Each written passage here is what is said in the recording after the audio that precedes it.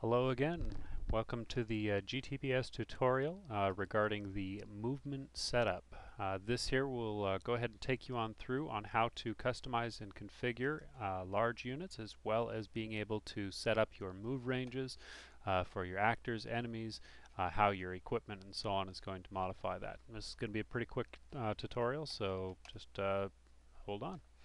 Okay, what we're going to do here is just go ahead and look at these settings. The first one here is the enemy large units. So this one here is saying for the enemy of unit, say 33, it is going to be a 2 by 2 square, or vice versa, a 3, etc. We can also make the actors large units. This here could be used for making them ride horses, or maybe you could have them climb inside of a tank, or I don't know, whatever. It can end up being whatever you'd like, just basically to simulate and show that they are larger. So once we've configured that in the game, it will automatically go ahead and resize that unit to acquire that many spaces on the screen, as well as restrict movement for others so that they can't pass into their area. As well as when you make movement, it will actually auto resize your movement according to all of the positions in which you have, so that you can ensure that the movement is the maximum possible for that unit. The next part here is the move range. This here is just the base move range.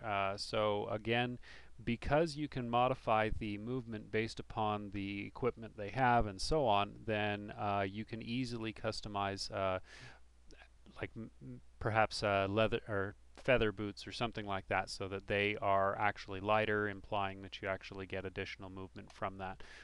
Or a heavy weapon or sword, thus causing you to have reduced range.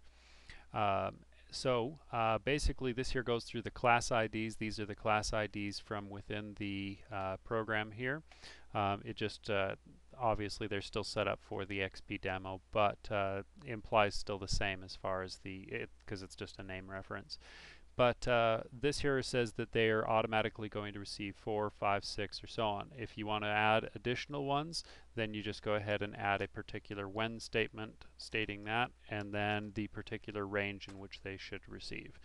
And then the else statement being the if they're not specified, then this is the default. So if we go ahead and look at the enemy movement, it's basically the exact same thing. It's based off of the enemy ID. That is the enemy ID out of the database. So right over here we can see that the skeleton is 12, the frog is 31, etc.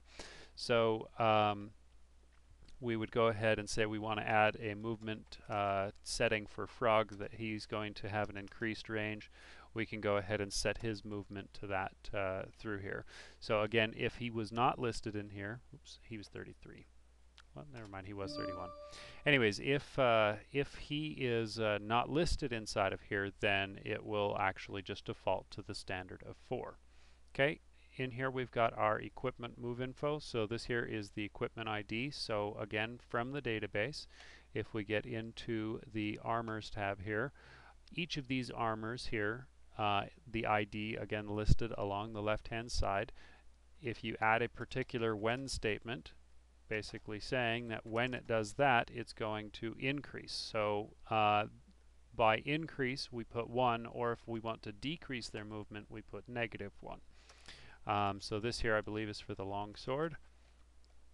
But basically you can get through here and customize that. They must be integer values. They can't be 1.0 or anything along those lines. So that should pretty much take it as far as the equipment and the weapon, as long as you understand those values. And then the last one here is the state. So this is the state ID. So if we again go ahead and check our database, here we've got our states.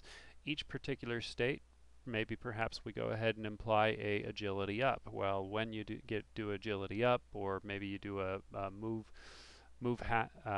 fast or something along those lines, you can go ahead and add that state ID into here just like the others with a when statement, and then go ahead and say that it's going to return a 2 additional movement, or in vice versa a -4. Again, if the movement variable in the very end for the actor ends up getting below 0, then it'll automatically assume a 0 when it actually tries to move. So basically that unit will be stuck and they can't do anything about it as far as movement is concerned. So anyways, that pretty much covers all of the movement setup. If there are any questions, please feel free to post your questions online on Creation Asylum and or another forum that is quoted here inside of the help file. And we'll go ahead and answer your questions there. Thank you again.